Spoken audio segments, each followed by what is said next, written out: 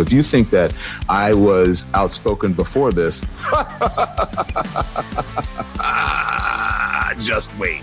Asking Congress to police itself is kind of like asking a death row inmate, about ethics. Governor Tim Walz, whatever he says, believe the opposite. Mister, if I win the lottery, will you manage my money? And I said, the best thing you can do is not play the lottery. Going, look at this fraud, and I put the number at 80 to $100 billion in Minnesota alone. Good morning. It is 8:07. It's Monday, February 2nd, 2026. I'm Neal Larson, and it's good to have you along on this. Yeah, you wouldn't know it by looking outside, but winter morning. And, I have it is a news topic, but it's sort of a self-reflection angle on this. I heard the Artemis mission is being delayed a little bit. They want to return humans to the moon, and it opens tonight. The Artemis 2 simulated launch window opens tonight, but they delayed the mission due to a rare Arctic outbreak. So it's just kind of too cold. We remember what happened with the O-rings and whatever when things are too cold. But the point here is not specific dates and specific late developments with that. But I think I was a very, very small baby when the very last moon mission happened. I think the last one was in 1974, and I was born in 1973. And then, of course, they shifted their emphasis to the Space Shuttle Challenger program, and that's what we had through the late 70s and all through the 80s and well into the 90s, and I think even early 2000s. We had the Space Shuttle program. It was very long-lasting, but that seemed to have much more reachable, more direct application to what we needed NASA to do for us and find out. But the point is, it is a big, big honking deal to send humans to the moon. But I feel like this Artemis story, which this next mission, we're not landing on the moon. We're actually headed out, circling around the far side of the moon, and then they're coming back home. So we're not going to go through the whole technical complexity of landing a craft on the moon and moonwalking and all of that. However, just sending our people out that far and back, it will be the farthest away any human has ever been from planet Earth. And I feel like it's just another story. Whereas when you go back to the first moon missions, the entire world that had TVs and radios, they gathered around the TVs and the radios, and it was a shared, very momentous development for humanity. And I had this realization, because I've always been kind of a space geek. I was in Young Astronauts when I was younger, and I've always been intrigued by all things space. But so it's always caught my interest. But I'm finding that I'm a little bit disappointed at how not a big deal this seems to be. That it's a story, obviously, it's a very newsworthy story, that we're getting set here to put humans back on the surface of the moon. But it's not a big deal. It is, but it doesn't appear, it just appears to be just another news story. And I think I've had the sense in my mind, what's wrong with us?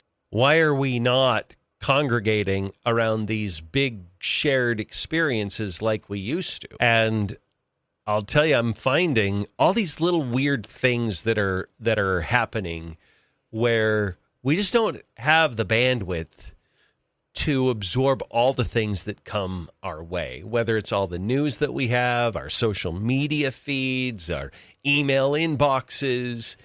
And I can't tell you, and I don't believe that it's a function of age. I feel like I'm, from a mental capacity standpoint, I'm as good as I've ever been. Not that I've ever been that great, but I don't feel like there's a decline there. but I find that I fail to get back to people via email as much as I used to.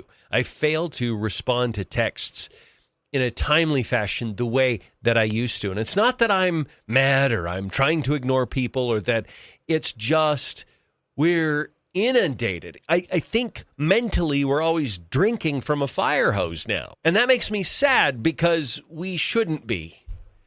We should have moments where we are like, dang, that's cool that we are going to send astronauts up to circle the moon and come back home. Now, you can debate whether or not it's worth the expenditure. Like, I get all of that, and that discussion is separate, but just the technical feat of doing that is remarkable. And perhaps it's nostalgia. Perhaps I want the return of America's greatness, the hallmark signs of our innovation, our determination, to return in the same way that it used to. And I don't know that we have it in us anymore. Not to be great, I think we are. I think we do some remarkable things. What we don't have in us anymore is the bandwidth to have a full appreciation that those things are happening. And they're happening now, and they're happening soon. I had another realization. You've probably seen this disclosure effort by intelligence and military. There may be an ulterior motive. I don't know. We don't trust anything anymore. But I watched this and I feel like, okay, what would happen if, do you remember the miniseries V, and aliens invaded this was back in the early 80s, and aliens invaded the Earth, and then as they were invading, they controlled the media and TV, and they, basically said, we're in charge now. And I wonder what would happen if that were to happen today. Or not even like an alien invasion or a takeover, but with irrefutable proof, aliens came to the Earth, and we established contact with them, and we created some kind of relation. I genuinely believe that it would be a hot news story for about 3 days. And then would be like, yeah, we talked to aliens now. Got to go back to my riot in Minneapolis. Got to go back to the thing that the media is telling me I need to be the most upset about today. And we're losing our ability to internally and independently prioritize for ourselves what is really, truly important. And I think that is much of what we have lost as we wake up every morning and we start to ingest what we see coming at us. I don't know how to fix it. We live in a modern world. We want to be informed, and it used to be that we just didn't have the technical capability to produce and to disseminate the amount of news that we do today. Or I would say news, maybe that's the wrong word. The amount of information and media. It is just coming at us like a tsunami. And it's more than our brains were made to ever try to handle. And so that's why when this happens, I go back to, why am I failing to just email people back or send them a text or to really appreciate the fact we're about to send Americans back to the moon? Like, it's all too much sometimes.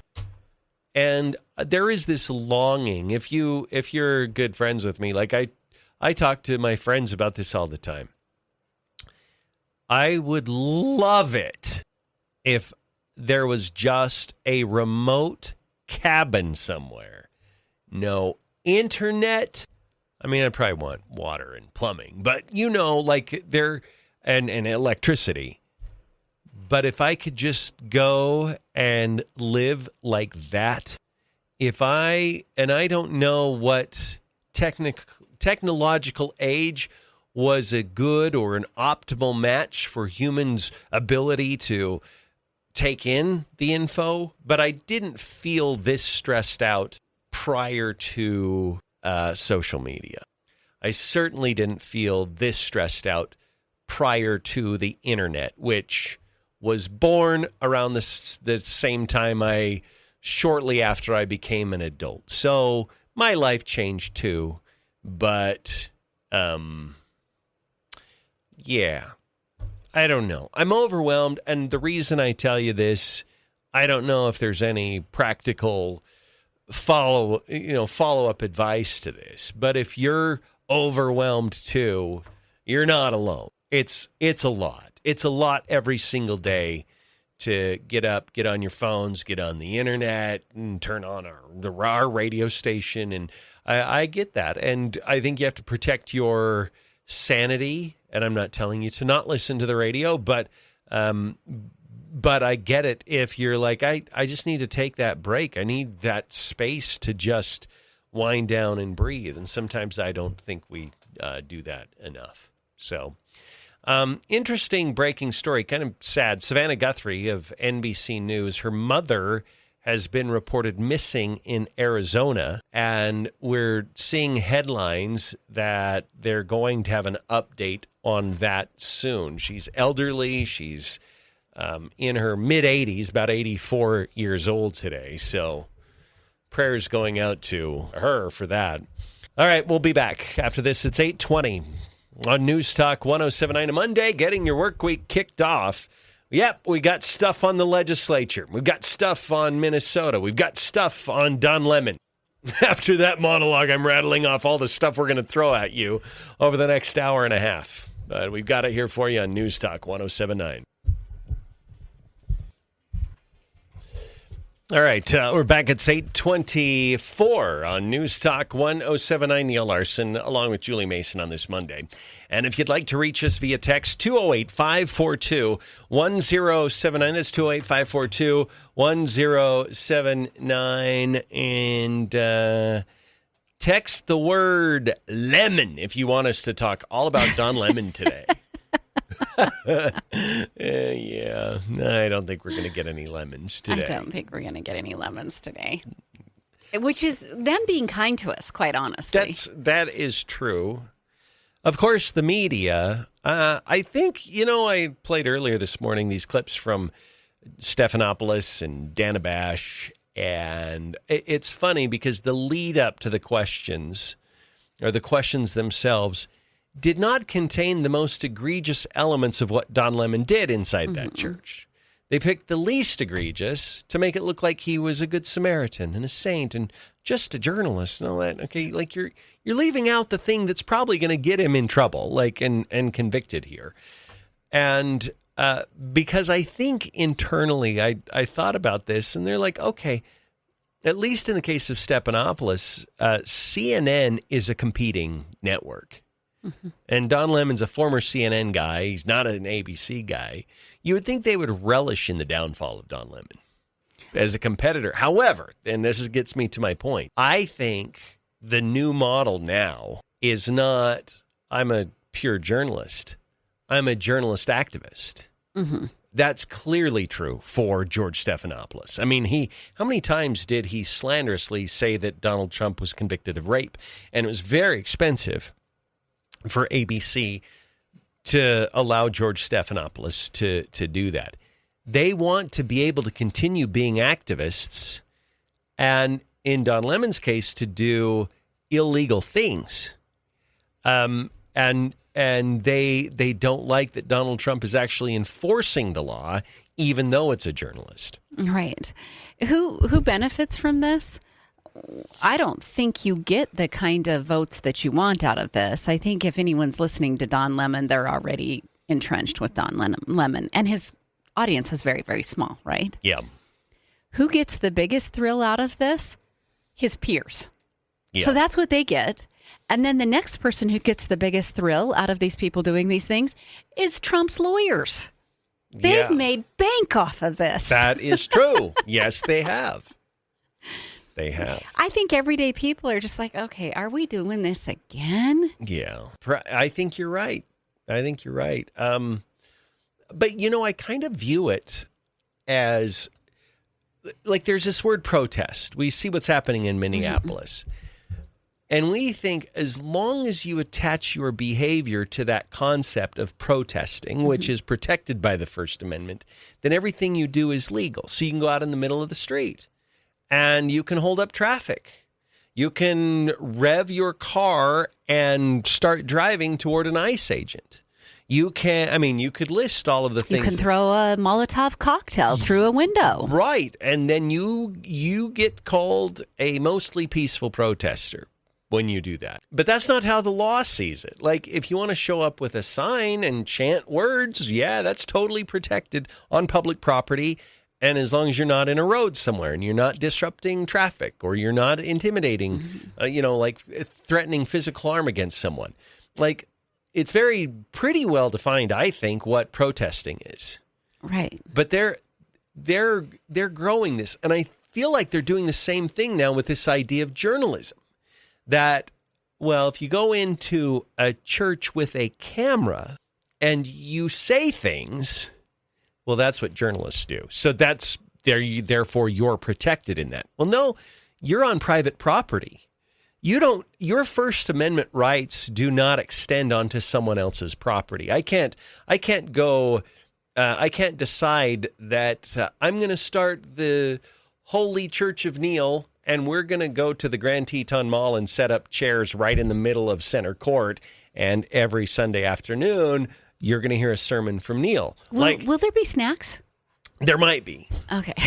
Chicken and a biscuit with easy cheese. That's what we'll do. How on brand. That would be right. Yeah, why not? But that's every third Sunday. Okay. So we'll have Little Smokies every second Sunday. I only say that because the Super Bowl's coming up this next weekend. But what I'm like. Oh, totally. I can't just go take over somebody else's space because I think I have a First Amendment right. It doesn't work that way. So earlier today, they were playing on Fox News because that's the TV that I can see the best in the studio, and they were playing these Minnesota protesters walking through a Target. Yeah. I don't understand why they're not thrown out of the Target. I don't either. It's private property. I will tell you why. Because Target is a bunch of wuss bags. Yeah. And they don't want to push against the leftist progressive movement. You don't have a right to just protest inside Target. Yeah. They have way exceeded their rights. You do not have a right to block a road to an airport. They've done that multiple times. You don't have a right to set up Chaz in the middle of Seattle. Yeah. But we've allowed it to happen. Now they believe they can. Yeah. Well, and I look at it too, even if all you're doing is being a journalist, you still can't do what Don Lemon did. Mm-hmm. Like, if you're in the middle of church, you're in sacrament meeting, and Keith Morrison walks in with a big documentary crew. And, you have church leaders going, this is a sacred space. Will you please leave? He needs to leave, or else he's trespassing. Mm-hmm. You can't just... that camera is not your license to go wherever the bleepity bleep you want to go and then say, well, I'm a journalist, so what I'm doing is protected under the First Amendment. But he was doing more than that. That's the thing. I don't want to make that point too much because he actually was coordinating and collaborating with the agitators. Yes, he did do that, and he blocked people from leaving. Yeah. Okay. All of those things are illegal. As you can be a journalist, you can flesh out stories, you can ask, you can politely ask, can I interview you during the middle of this protest that's happening in your church? That's being a journalist. Yeah. Blocking people from leaving? No. Coordinating with them before they came in? No. That's not being a journalist. Yeah. No, you can't. You can't create an umbrella that's a catch-all. Mm-hmm. We already talked about Robin Banks this morning. Like, I can't say, hey, I'm a protester, and I know I'm holding up my jacket from inside my pocket right now. It might be my finger, my index finger, or it might be a 9mm. You probably don't want to find out. So fill those bags with money and just set them here. It's a surprise. Right. Right. I mean, you can't do that. It's illegal. Mm-hmm. So I think Don Lemon's about to find out the hard way. I sure hope so. I think he's kind of loving it, though, because he's in the news. He's getting notoriety. More headlines than he was getting with his own show. Well, that's true, too. We're going to break. 8:33, time for the news. All right, it's 8:39 now on News Talk 1079, Neal Larson, along with Julie Mason. And if you'd like to reach us on the program, 208-542-1079. Phone lines are open. The text line always open. And we're like a 7-Eleven. I don't know, are 7-Elevens open all the time? Like, are they? I don't know. Are they 24/7? Yeah, but they used to be open from 7 a.m. to 11, but now they're open much later. Oh, okay. That kind of makes sense. That's why it was 7-Eleven, right? Oh, really? Maybe so. I didn't know that. Okay. Maybe I'm assuming something that's not true. Well, you very well could be right. I won't dispute it. I'm just saying we have a 24-hour text line. Yeah, all However, the time. We only receive the text. We don't necessarily reply to the text 24 hours. We need like an AI agent to reply to the text. I've been very disciplined this morning, too, because I did want to reply to a couple of texts, but I probably wouldn't have been as sweet. And so I decided to take the high road this morning. Sometimes we get beat up in the text line. Mm-hmm. Sometimes it's a bad day for Julie. Sometimes it's a bad day for Neal. Sometimes Julie gets blamed for something Neal did on Friday. And that happened this morning. Might be the case, too. So I've probably been blamed for something you did, too. Oh, I'm sure. Yeah, I'm sure. So just, Yeah, it's just how it goes. It is how it goes. But at any rate. Okay, Julie, you know how the left likes to create these boogeymen? Oh, sure. And they create threats that aren't really threats. Like, I think climate change is a perfect example of that. Mm-hmm. I think the latest manufactured threat to make leftists relevant, it's artificial relevance, is white Christian nationalism. Yeah, I guess I'm a little unclear of where the elevation of fear is coming from with this. I do believe these groups exist. I'm not pretending like they're not there. Sure. But the level of fear that is being promoted by some people or being ingested and then brought out in emotion by other people, yeah, I just don't see evidence that backs it up. Here's the thing. It's the left that is taking these messages that are said in these really fringy churches and amplifying that message. Mm-hmm. They're the ones that are putting it on blast. They're the ones that are holding the megaphone up to it.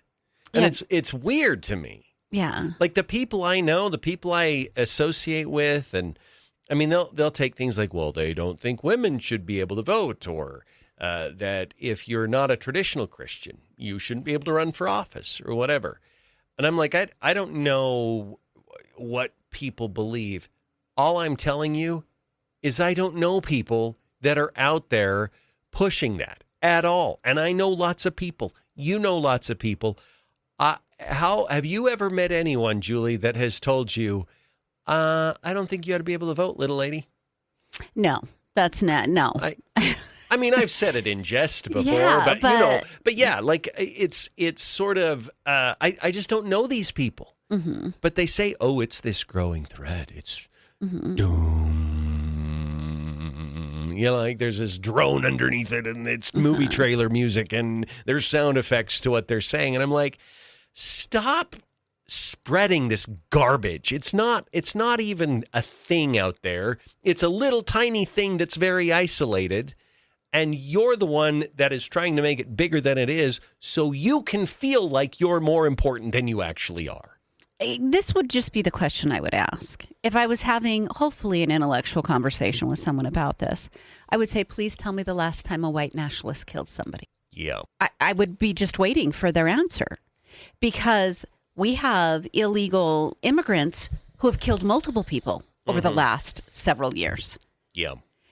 Very innocent people who are out jogging. A little girl in Texas who was just walking from one place to another. Like, we've had people run over with cars. We've had illegal immigrants create massive heartache in the trucking industry with gigantic wrecks on freeways. Please tell me the last person that was killed by a white nationalist. And then I would ask them to compare your level of fear for the just everyday, random, innocent people and explain to me why white nationalists are far more scary than people who can't read and write but get a driver's license. I would love to know this. Julie, it's the exact same thing that the Biden administration did when they said that white supremacists are the biggest terrorist threat in America. Mm-hmm. And they couldn't cite a single white supremacist terror event anywhere in the last several years. Like anywhere. We'll be back after a quick break. Hey, it's Brad from Now 105.1 and QP99. I'm in the studio here. I love our studios, by the way. Ranger Rick back there. There's Neal and Julie doing their thing. Hey, when you want to advertise on the radio, what do? You call the radio station, right? But what do you do when you want to advertise on Facebook and Instagram and Hulu and Disney Plus and Peacock and the other TV streaming services? You can kind of click around on them and make guesses or read books or take courses online on how to do that advertising. Or you could call us at the radio station. At Sandhill Media, we take care of your local radio and digital marketing. So reach out to us at sandhillmediagroup.com and we'll make sure that your message gets heard and seen wherever your customers are. Also, I would have them say the left is fond of champion the criminal. Like, protect the criminal, make the criminal the celebrity. We're seeing that again with this dad and the 5-year-old kid. And it's very much what they do. Yeah. Well, if you believe white nationalists are criminals, why aren't you championing them? Yeah. Why do you get to pick and choose who you make a celebrity? Yeah. Well, because white and Christian, neither of those are viewed as marginalized populations. Right. So. Right. But it's not logical. No, it's not. And that's why I prefaced the whole thing with, if I was having a grown-up conversation with them and asking them to temper their emotions and not make it all about my feelings are hurt or I am scared, if we could just have a non-emotional conversation about it, then I would ask, please explain. If you're going to evaluate fear levels, why does white nationalism scare you more than a girl going out jogging? Who was doing everything she was supposed to be doing as a 20-ish-year-old woman, going to school, furthering her education, keeping herself physically fit, being good to the people around her, paying her taxes. Yeah. Please tell me why she was expendable, but your fear is so elevated with a group that's not killing people. That's a good point. Can I read something from this paragraph? Because East Idaho News did a story on this journalist, Heath Drusen, went to City Club and did this presentation, I guess. So there was a moderator, Brian Johns, and he said, I think it's good for people to be aware of Christian nationalism, Johns reflected after the event, which is the third forum he's hosted in the area with Drusen this year. And then he said, a lot of people don't know very much about it. So it's such a massive threat. Let me restate that. A lot of people don't know very much about it. Mm-hmm. Well, when inflation's a problem, everybody knows about it. They have to go to the grocery store and it's in their face. If vandalism in your neighborhood happens, graffiti, everyone knows it's a problem. It's a problem because people are seeing it and they're affected by it. Mm-hmm. You're just stating in this statement right here, you're admitting it doesn't have much of a reach at all because a lot of people don't know very much about it. Yeah. But to these people, this is the scariest thing that is occurring in America right now. I think what they do, they make the problem where, you can find some examples of it, but they're isolated. They're in pockets. Yes. But it's not a widespread belief. It's not a... I would look at it. I will tell you this. I believe leftism, socialism. I'm glad that I think it's Barb Ehart that wants to get a bill passed that will include in the curriculum the evils of communism. Now, it won't be worded that way, but because that has a religious overtone, but it's going to talk about the harm that communism has caused to.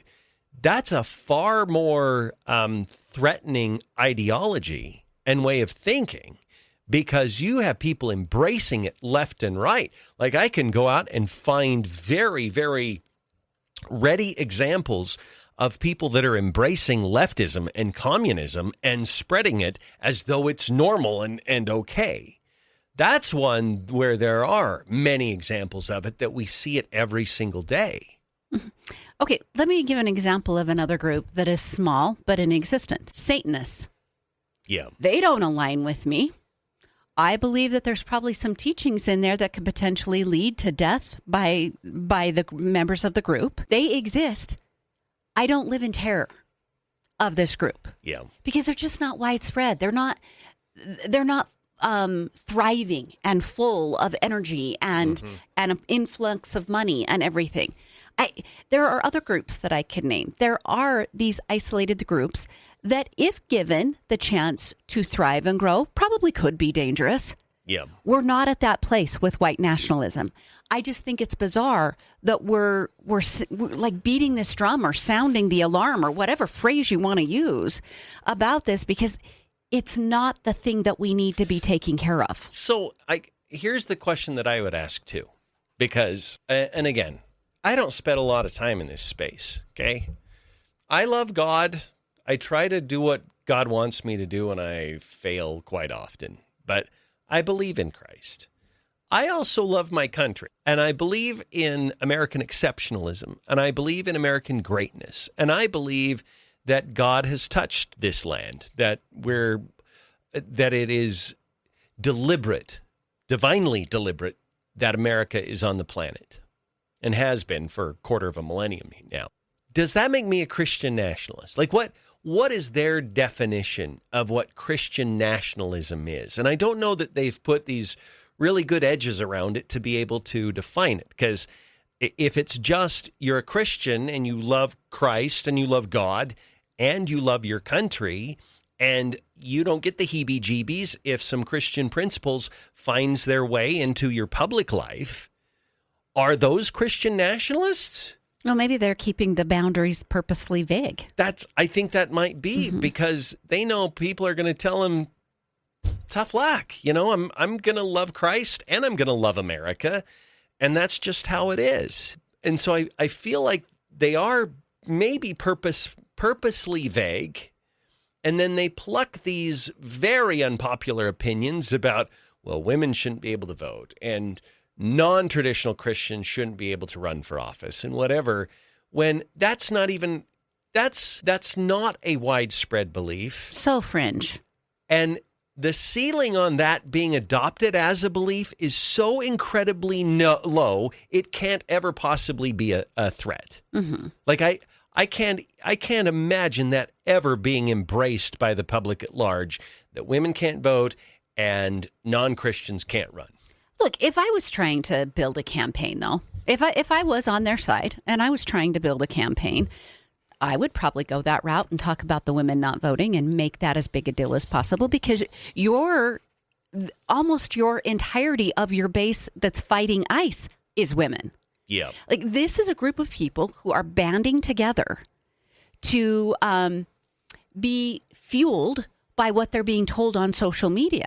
So if I was in their camp, I'd probably be doing the same thing. I just think it's ridiculous. We're falling for it. Yeah. Yeah, I do too. I do too. Look, I like Mike Colson, but I'm going to call him out a little bit. He was quoted in this piece. He said, "This is an opportunity for greater community dialogue. I think that getting viewpoints from across the spectrum is valuable for our civic discourse. Anytime that we can learn more about other points of view allows us as interested citizens to understand what other people are thinking." And then he expressed concerns about Christian nationalism. There are some points in Christian nationalism where the constitutional order could be threatened, and I think that should concern all of us as Americans, he said. So I'm like, oh, okay. Is illegal immigration and the massive flood that Biden created, did that threaten our Constitution? Well, I just want to know what the threat is here, and why aren't other things embraced into that? Well, and I feel like Mike's off topic here. His job is to get conservatives and Republicans elected. Most importantly, get conservatives elected, not to kind of play footsie with the left, which, again, that's what this feels like. Like, he's like, well, I mean, it's easy to say things nobody's going to disagree with and use words like expanded community dialogue. Okay, those are just vanilla words that nobody was. If anything, you should say, look, this is overblown.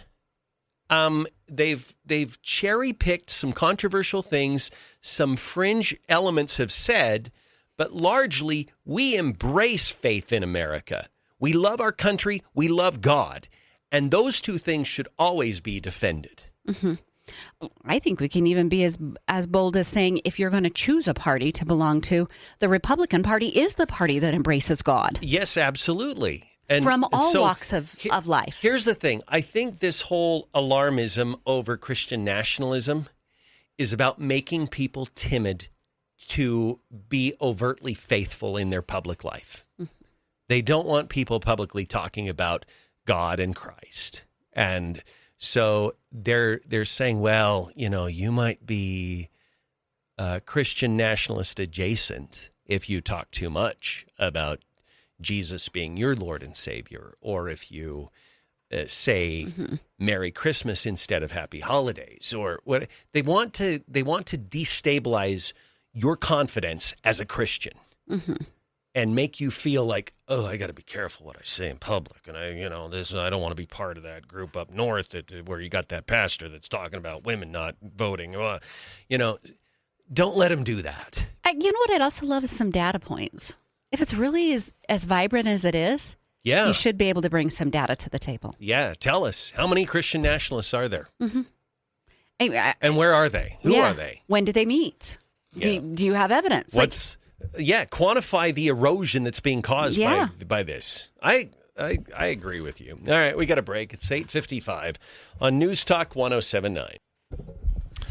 All right, 8:58 now on News Talk 107.9. If you'd like to join us on the program, you can call 208-542-1079. You can also text that number as well, and we would love to hear from you. We've had quite a number of interesting texts, Julie. Someone said, I've heard no specific definition. One person I know had a definition that had little to do with religion. They said we are reactionary to non-issues like biological men and women's sports.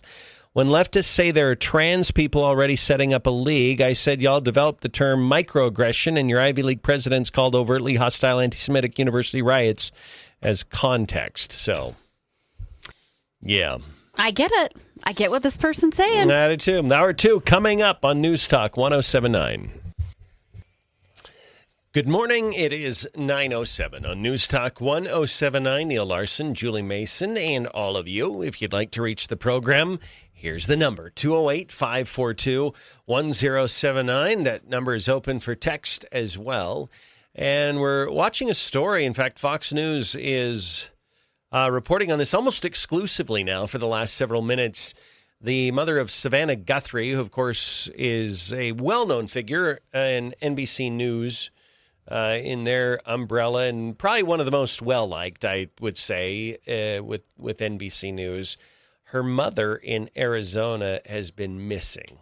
She's been characterized as a vulnerable adult. She's 84 years old, and there are pictures all over about her. We are getting the tease here that there's going to be an update on the search for Nancy Guthrie, and I don't know why, Julie. I just have a bad feeling about this. That if that's a lot, you would think if they had found her safe, that you would probably know that by now. But I don't know. I don't want to make any assumptions here. Yeah. Part of it too is, my mother absolutely was a vulnerable adult. She struggled with dementia.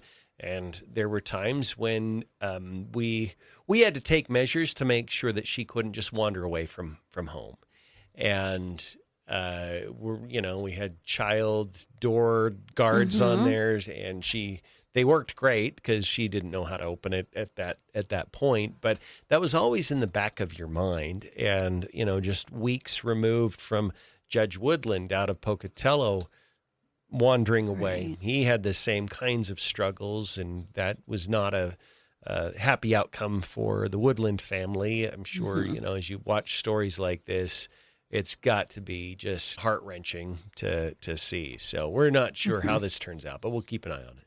I do know, having a daughter who lives in Arizona, that the weather this last week has been fantastic. Like, leave your windows open, your screen door, like that kind of weather. Yeah. So maybe that created some possibilities. Yes. Let's hope for the best. Let's hope for that. Yeah.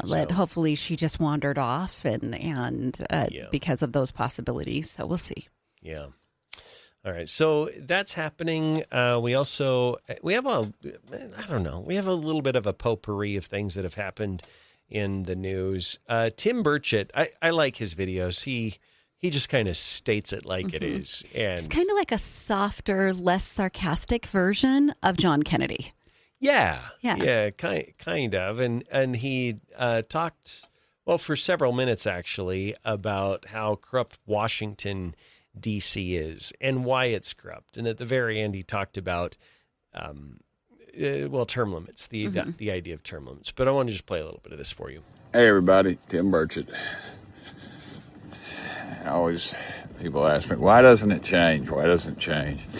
Well, part of the reason it doesn't change is because 12% or less of the population goes to the polls and vote. 40% of the evangelical Christians who are always, and I am one, are always angry about what's going on and maybe getting a little too self-righteous or what have you.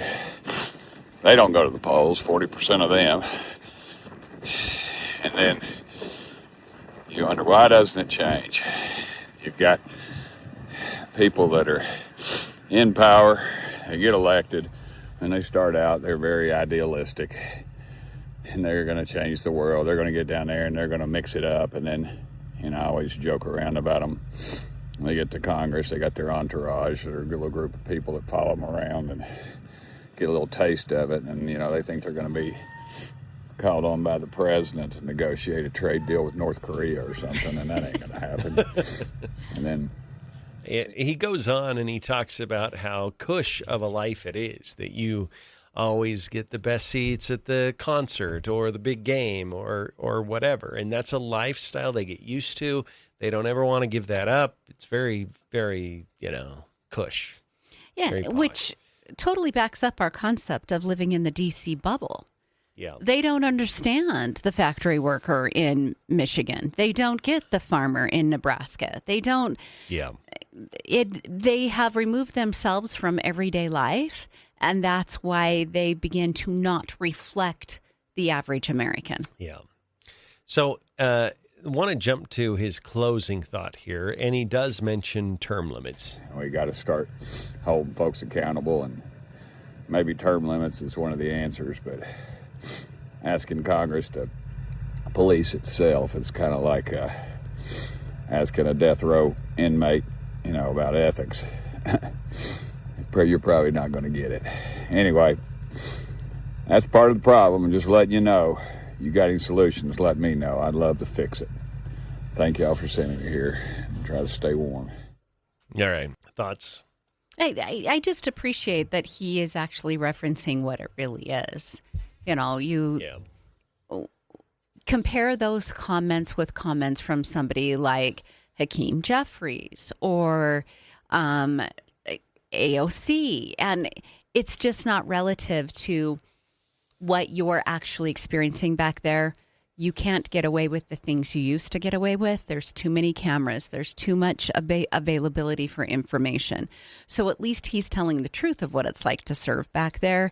And then he is even more truthful and says, I don't know how to fix it. I don't know what to do. So if you have an idea, let me know. Well, you look at the overall problem.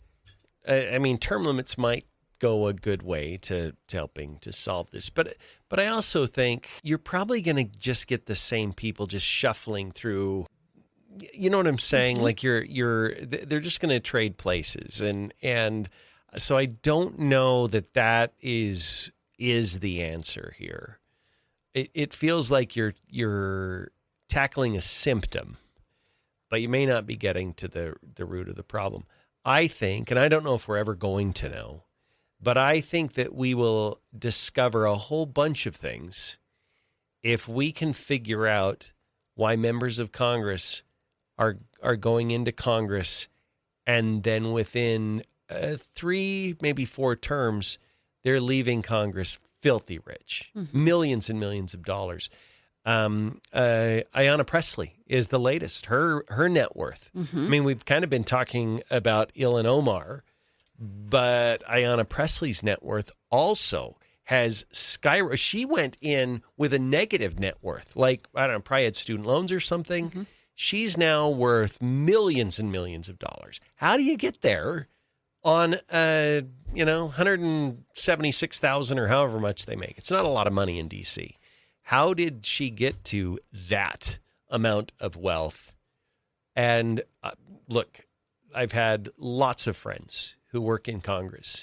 There's no time to do other things. When you're in Congress, you are in Congress. You don't have a side hustle. You don't have a side. There's not some side gig you're, Well, your side hustle is siphoning money from NGOs. That's your side hustle. I guess so. But I'm wondering, why is it taking so long to figure out what's going on with Ilhan Omar? I saw part of an interview with Steve Forbes, and he was talking about this financial advice company or whatever that her husband has. They're not registered with the SEC. All sorts of red flags are going off. They don't have a list of clients. But they have made massive amounts of money. And they can't really identify exactly how they've made so much money. Look, it's even more simple than that, because at least with consulting, there's ways to be paid differently for your services or whatever. It's Ilhan Omar's husband who apparently owned a winery. Oh, yeah. There's no bottles, no product, no website, no e-commerce sales. No. How? I have no idea. And the winery was worth millions. They don't even know where the winery is. Like, there's no a location. Yeah, they can't. There's no address for it. So if you don't have e-commerce and you don't have a location, how are you selling bottles of wine? I don't know. Are you okay? Oh, sorry, I didn't catch your. Yeah. I'm just trying not to, die over here. Yeah. All right. Yeah, I don't know how that works. In my mind, I was formulating. It's where that CIA binder is. They hid it at the winery, at Ilhan Omar's winery. It's covered in rotten grapes. Yeah. Yes. There you go. All right. It's 917-208-542-1079. And someone says term limits allow the bureaucrats to win. See, that's another problem, is that you'll have these people that go, do we need to term limit bureaucrats too? And just say, look, you can serve in this job for 6 years or 8 years, and then you can't keep this job anymore. Yeah. Like, we have to stagger and cycle it so you don't lose all your institutional memory. But that text is exactly right. Right. So they each have a gun to the other's head here. Let's go to the next caller. Welcome to the show. Caller, how are you? Is that me? Yes. You know what? Hold on. We are getting an update from Tucson, Arizona on a story we talked about earlier. We're going to listen in. Stay on the line. We'll take your call. This is Chris Nanos. He's the Pima County Sheriff. To no avail. As I said yesterday, we saw some things at the home that were concerning to us. We believe now, after we've processed that crime scene, that we do in fact have a crime scene, that we do in fact have a crime, and we're asking the community's help. This community has always stepped up to help us solve some pretty tough crimes. I'm looking for that again. This is a 84-year-old lady who suffers from some physical ailments, has some physical challenges, is in need of medication that if she doesn't have in 24 hours, it could be fatal. So we make a plea to anyone who knows anything about this, who has seen something, heard something, to contact us. Call 911. we don't need another bad tragic ending. We need some help. Our team is the best. I couldn't speak any higher. I think you know that. We have done some great work with our partners in the Valley. You know, this community, I have to give a lot of thanks to our law enforcement agencies all across this valley, whether it's the Tucson Police Department or some of the smaller agencies. They've all reached out. They've all offered to assist. The FBI, all of them. We work so close with them, and they are all plugged in. We'll continue to work closely with them. But what I really need is I need this community to step up and start giving us some calls. Let us know if you've seen something. We are right now at a time, and I apologize, everybody tells me I talk too softly. We are at a time where, in this investigation, we're now moving forward where we need to depend on technology.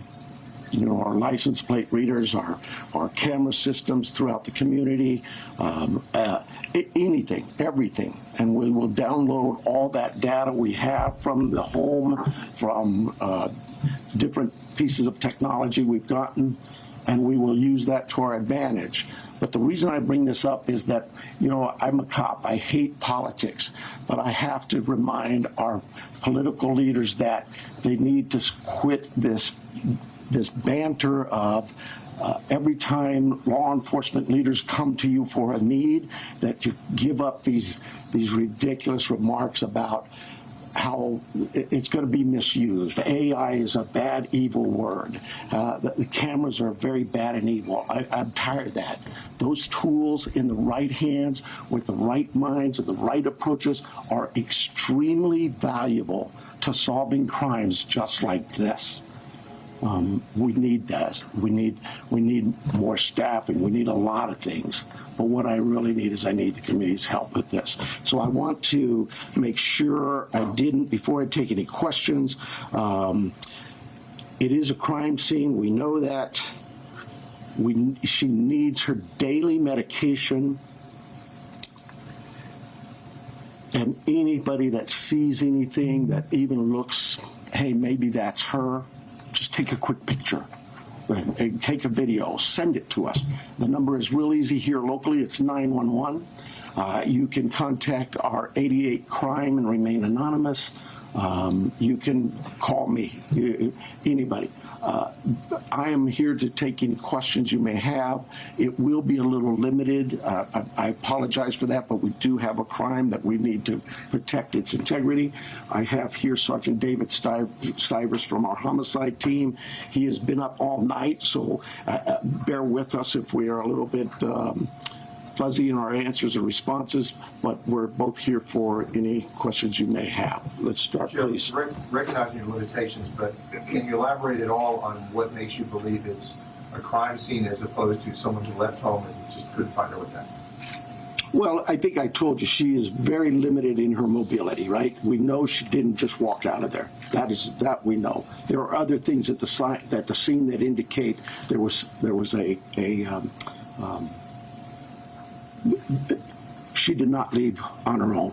We know that. If you don't have plate readers, is there a vehicle associated with this? When I told you we're now at the phase where we're looking at all the technology, all of that is being evaluated as we speak. Let me say this: we've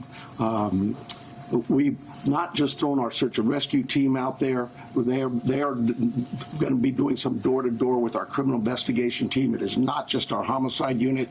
All of our criminal investigation detectives. I went out last night to the scene. There were probably 100 cars out there, all from the sheriff's department, all working this case. It takes a lot of manpower and a lot of energy.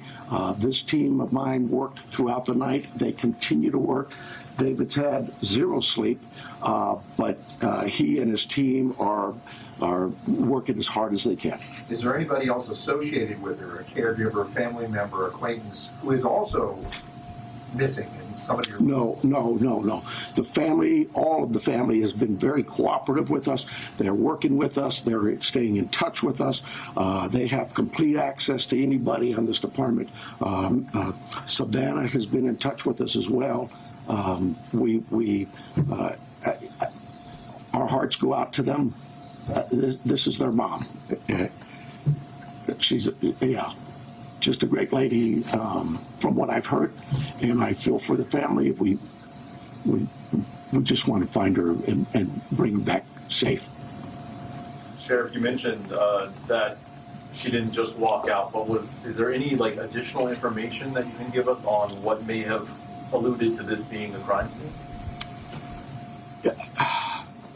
I wish I could. I really do. I know that everybody wants to know certain things, but I can't do that it would be inappropriate at this time. Are there any signs of breaking and entering or any forced entry, anything like that? I again don't want to get into that. David, can you see anything here? At this time, it's still a very active investigation. There were circumstances on scene that we believe are suspicious in nature, I think is the best way to put it, but we can't really get into a whole lot of details with that. Do you believe that this was targeted, or they just happened to hit Savannah Guthrie's mom, or if this was just random? We don't know that. We look at all of that, but we just don't know that. Do they have cameras at the home? They do, and we're looking through some of that. Yeah. With this being an active crime scene, is there any threat to the general public? Trying to figure out my phone. Well, no, I don't think there's an active threat, but I hate to say that because, we're going to canvass that neighborhood, and maybe there's a prowler been seen around. There's a lot of work still to do. We don't have any indication that that the public is in danger. And what does that search look like today beyond what you've already told us about last time? So we have shut down our search and rescue mission, and we've sent them home to rest. They were out all night. We put all our air assets into this, our drone systems, our aircraft, our helicopters, heat sensors, infrared, everything we've thrown at this. All right, 9:27 now. That's Sheriff Chris Nanos of Pima County in Tucson, Arizona. Julie, you're the true crime guru here. What are your thoughts? I can totally see why they're not giving any information about what the crime scene looked like and why they think it's a crime versus her just wandering off. If I was in the room, the question I would ask is, what are her physical limitations? Does she have a walker? Does she have a cane? Can she? Yeah. Is it a wheelchair? And that's why she didn't leave, because her wheelchair is still there, but she is gone. I think they could be a little more clear about her physical limitations and what she would look like to the public if they saw her somewhere. Yeah. And then they would actually know what they were looking for on their cameras a little bit better, too. But I totally get why he's not identifying whether the home was broken into or if she opened the door for somebody or that kind of thing, because they're going to hold that until they need to use it for their benefit. Yeah, it's true. And I think that's understandable. All right, we do have a call. They waited through that entire section of the press conference. So, caller, let's get back to you before we take a break. What are your thoughts? Well, it's on the subject of Mike Simpson. Okay. He's a genuine career politician, and I don't like him. He'll vote with the Democrats if it does suit his liking for some reason. I just wish that there was somebody that could defeat him and get him out of there. Well, you're certainly not alone in that. Many have tried, and so far all have failed. So, yes, Shumway is currently in the candidacy against him. Yeah. Well, here's the problem. Mike has a massive amount of resources with a solid campaign organization. He sits on the appropriations committee. And that's a very compelling argument for a lot of voters, that if we lose that, then that threatens INL funding. It threatens a number of projects in East Idaho. So there's a lot of voters that want INL to continue to be funded robustly. And so they're like, okay, I may not be that fond of Mike, but I do like the funding that comes our way because he sits on appropriations. And so that's a pretty compelling argument that he has for the voters in East Idaho. It's not my criteria or yours, and I understand that, but I'm talking about the voting public right now. They feel like Mike Simpson delivers when it comes to federal funding coming to East Idaho, and that's a pretty powerful way to stay in office. Okay, thank you. You bet. Thank you for he didn't like that. Well, he doesn't want that answer, but there's a reason he wins. Yeah. Oh, yeah. And if you can put the emotion aside and start analyzing it, that's the bottom line you would come to, is that there is power in him serving that long, whether or not you like that or not. That's the reality. We interviewed him last week on Wednesday. He did celebrate several of those wins for Idaho that he's been working hard to establish a continuation of success for Idaho businesses. So he's going to tell you that's why he's winning. Yeah. Well, yeah, sure he is. Yeah. Yeah. All right. Well, let's take a break. We're way past time, 9:31, and we'll get to our first break here on this Monday on News Talk 1079. Is it revealing of anything that they brought in the homicide detective? No, because that's going to be who knows how to work a crime scene. Even if they found her, thought she might still be half alive Yeah. somewhere or whatever. Yeah, they would bring that person in. So yeah, I don't think that's all that's revealing. I also think another thing that they could say, they never do at the beginning of these cases, but if the family is being completely cooperative, how did they discover at noon yesterday she was missing? Did a family member go there? Did they call in a welfare check? Like, was there regular caregivers showing up? Was it the caregiver who showed up at the house and realized she wasn't there? Like, I think those things are of great benefit, because then I think people who are looking for stuff on their cameras are directed at what they're supposed to be looking for. Yeah. So I don't love it when they withhold that information, because I don't think it's harmful at all to give it out. But yeah. But I understand they're going to hold back as much as they possibly can. Yeah. I just think that some of the things they hold back don't necessarily have to be held back. Figuring out who should have been coming and going from the house, I think that's helpful. Yeah. They're going to say, no, it's not, because we don't want to tip off somebody that we know you were supposed to be there or whatever. Yeah.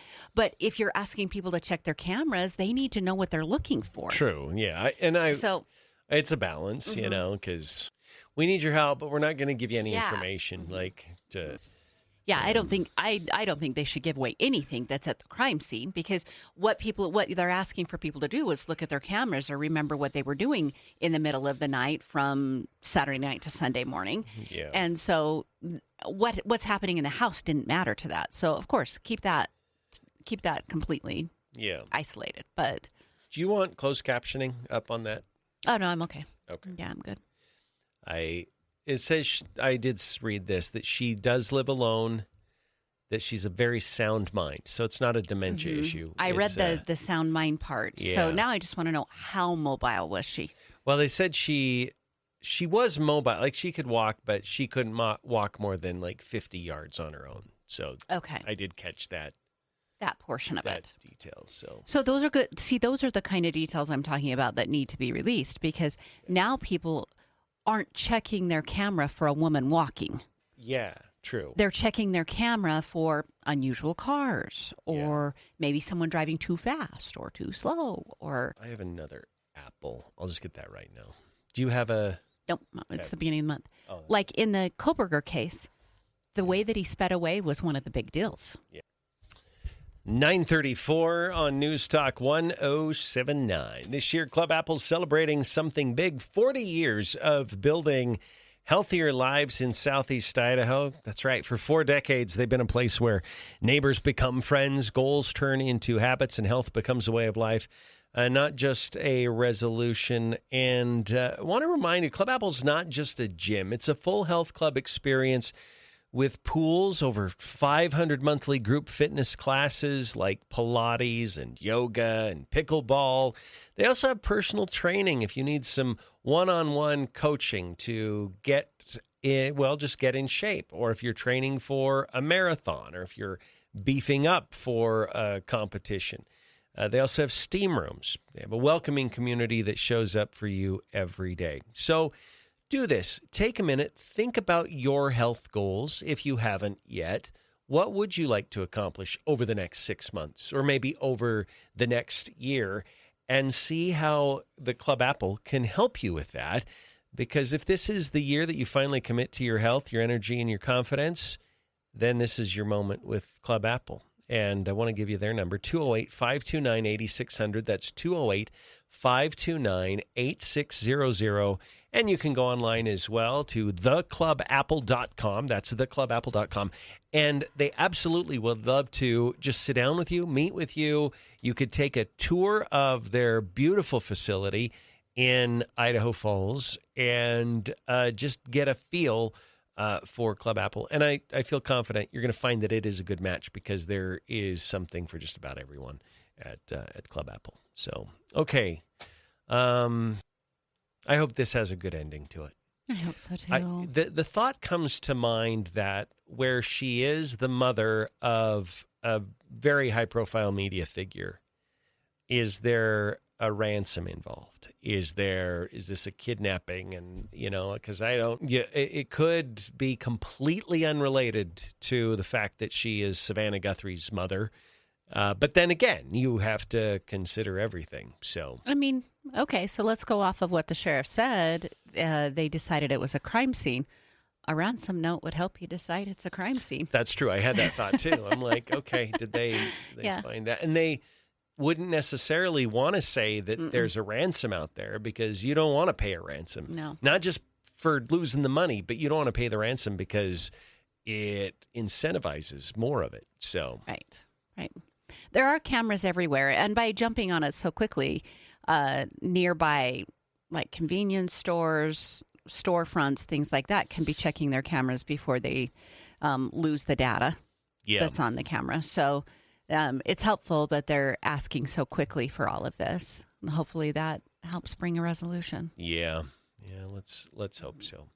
All right, 9:38. We went long in the first segment, so we're going to go ahead and take a quick news break here at the bottom. But we will come back and we'll continue. If you'd like to reach us on the program, 208-542-1079. That's 208-542-1079. Not to rip a scab off of an old wound, but this police department has done nothing wrong. They're holding a high-profile press conference, and that police chief is not up there alone. Yeah. Hours after the thing happened. That's true.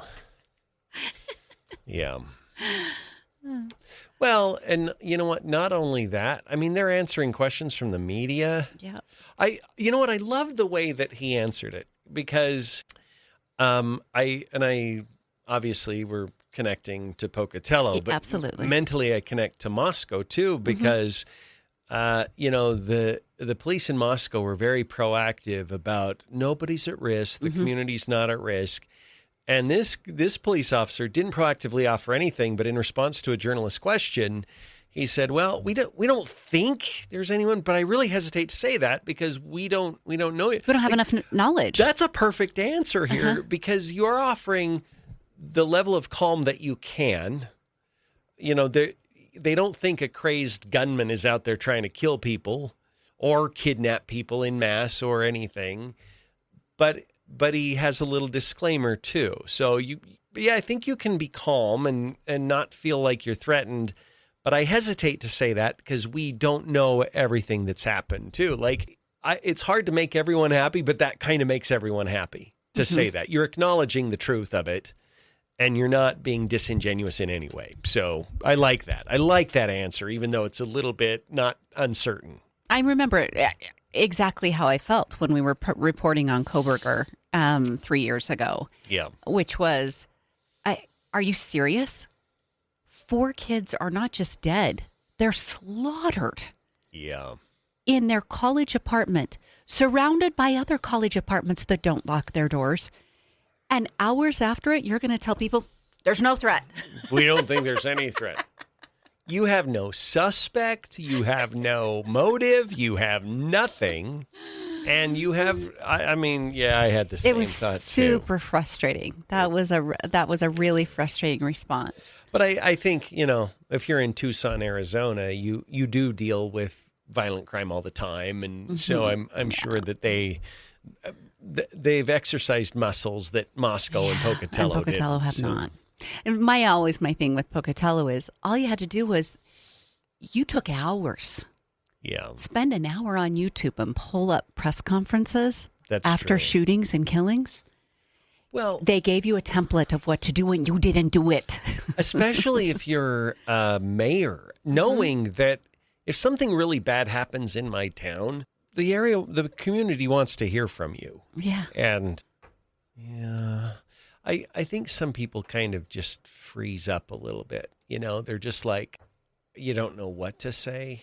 And it's not easy. It's easy to armchair quarterback. Oh, this is not easy, but that's why I say you took so much time. Why were you not researching how to do a conference? Yeah. That's so true. Readily available. Yeah, that's true. Grab 3 people from your office. Yeah. Spend an hour and formulate a plan. Yeah. And I can tell you the plan was not to send the chief up there alone. And you bring in your chief of staff. You bring in a couple of city council members. You bring in the police chief. You bring in people and say, okay, silence is not an option right now. Our community needs to hear from us. But we're doing our best. But I don't know for sure what I can and can't say. So let's. Yeah. Someone texted this in. Is Savannah Guthrie doing any special research on drugs/cartels? It could be a cartel kidnapping. I don't think that's what she does. I think Savannah Guthrie is just kind of the lifestyle, cultural, happy stuff. And once in a while, like she did help moderate a debate with Trump. And, she'll ask a tough question now and then. But I don't think doing that really heavy, hard-hitting stuff is her jam. So I don't know. I don't watch her. So yeah. I don't catch her. I mean, I certainly know who she is, but I feel like she's sort of fits the new Katie Couric sort of mold, kind of happy, smiley face. And yeah. All right. 9:43 now. News Talk 1079. Neal Larson along with Julie Mason. So, Julie, listen to this. This is a headline right now on Gateway Pundit. And you think about the fraud that's being uncovered in Minnesota and Minneapolis, the Somalian daycare stuff. Eyes on California, 18% of total U.S. home health care billing is coming out of L.A. County. One county accounts for almost a fifth of all home health care billing. One doctor billed the government for $120 million in 1 year. There's no way that's accurate. There is no way that's not fraud. There's no way. So here's what they could be doing. They could be giving kickbacks to certain people who are using Medicaid and pretending like they have issues, but they're not really ill, so you don't have to go visit them, but they use their name and their profile and all the information about them, and they use their Medicare connection to their age, and then they give them a kickback, and then they fraudulently establish records about this person. The other way is they just make up people, and that seems weird, right? Yeah. How do you make up people? But they do it on voter rolls too, so they get away with it. Wow. Well, that's true. That is true. Could you create a ghost of a person and then bill for that? Sure. I don't know how they fall through a loophole, but they do. Well, I suppose you could steal Social Security numbers. I mean, here's what I want to know. What happens? And again, I don't know. I'm thinking through this. I'm going through a really dark process in my brain of how would I do this if I wanted to get away with it? to find out what the holes are here. Do they always report when people die? Yeah, I don't know. I don't know if there's a catch-up process. Yeah. And that maybe they bill for a few months after the person dies, because that's a potential. Maybe. I don't know. The really alarming thing to me, I'm not surprised there's ghost patients or fraudulent charting. Or fraudulent billing would be a better word for it. I'm not surprised by any of that. That 18% out of LA County that's a phenomenal percentage. Yeah. Oh, it is a phenomenal percentage. So Dr. Oz has weighed in on this, and he said, how is that possible? Take a look at this map, a cluster of 287 hospice providers in a 2-mile radius. Mm-hmm. Some are in strip malls, unmarked buildings, even a wrecking yard and a vacant lot. All of it is just paperwork. I could fill that out in Kazakhstan if I want and get a hospice license waiting for me. You don't even have to live there. You can just fill out the paperwork that's probably online and just report, oh, yeah, I'm caring for this person, and here's what happened, and they send you money. Yeah. One of the reasons that it's concerning that percentage amount, someone is pushing back and saying, I don't want to disagree, there's a lot of fraud there, but we must keep in mind that LA County is 5 times the population of the entire state of Idaho. Sure, it's a large area, but here's the deal. They target places that have such lack government oversight that they can get away with this stuff, that you can get a license and you don't even have to live in the area. That's the reason you're having a high density amount of billing there, is because there's the ability for fraud to happen. There's a lot of population, and I'm sure there's accurate billing, but you're allowing fraud to happen. Wouldn't we say in general that expenditure should be distributed fairly evenly, proportional to the population? Mm-hmm. So if you have 2 states and they each have 50 million people, both those states should get roughly about the same, right? Mm-hmm. But even what they said, 5 times the population. Mm-hmm. So what? Let's have 10 million people. Idaho has about 2 million people now. So let's say there's 10 million people. That's still only 1/3 of 1% of the country. Right. 18% is and not. They're getting 18%. Mm-hmm. That is 44 times. Yeah.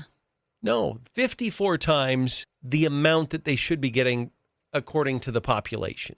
Sure, I would expect it to be higher. 18% is astronomical. Way astronomical. Mm-hmm. So, yeah, there's fraud there. Mm-hmm. Like, I think there would be disparities. Like, if you go to Florida, where the population, there is just an older population, you're probably going to have more hospice money flowing to Florida than you are in a younger demo state. Boston, Massachusetts is a very young state. Connecticut, whatever. Yes. So they're probably going to get more, but that's easily explained. I doubt that LA County is older in terms of demographics than most other areas in the country. Yeah.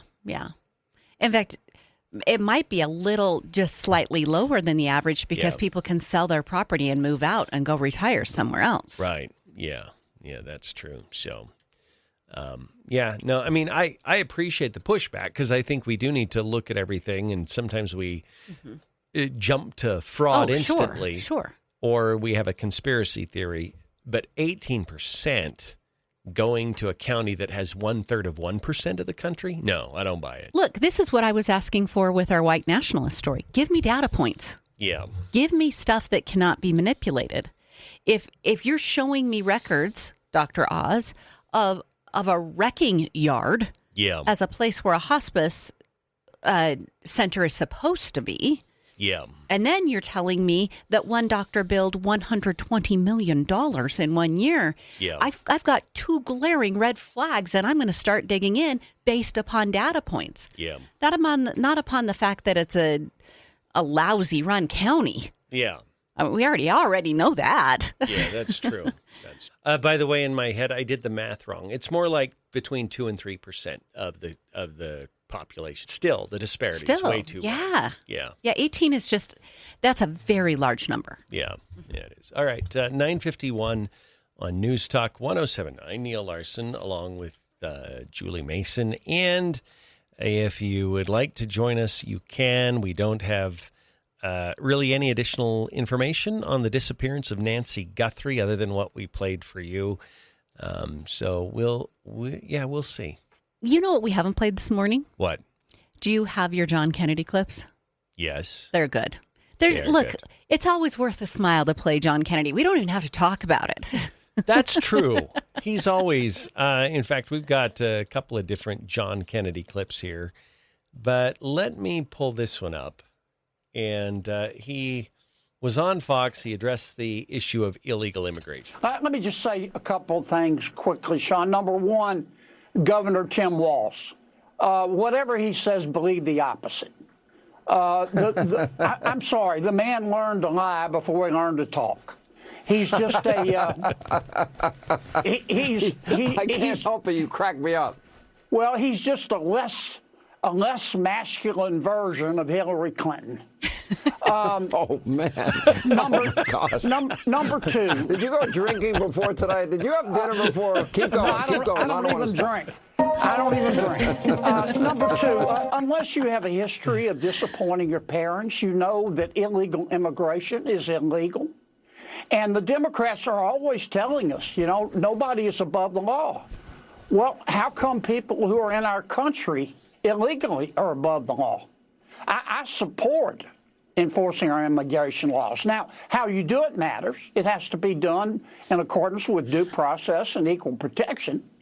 The other point, people just need to understand, they have the right to protest, but they don't have the right to protest violently. Violence undermines the morality that they say their movement is built on. Dr. King understood that. Mandela understood that. Interfering with the police, protesting violently is also deep dish stupid. You can get hurt. The truth is, most cops, most ICE officials, they will leave you alone unless you do illegal stuff. And number three, Lindsay was on earlier. Sean, he's right about the sanctuary cities. Senator Thune, I love you like a taco, man. If you're listening right now, let us bring a bill to the floor of the United States Senate to get rid of sanctuary cities. And let's do it along with combating fraud under reconciliation so we don't need Democratic votes. Lindsay is right. It's time.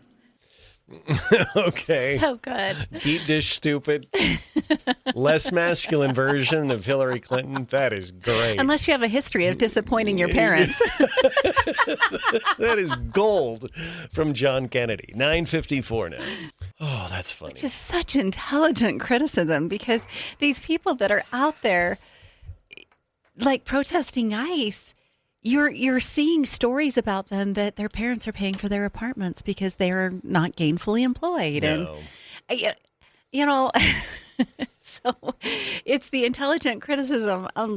Unless you have a history of disappointing your parents. That's true.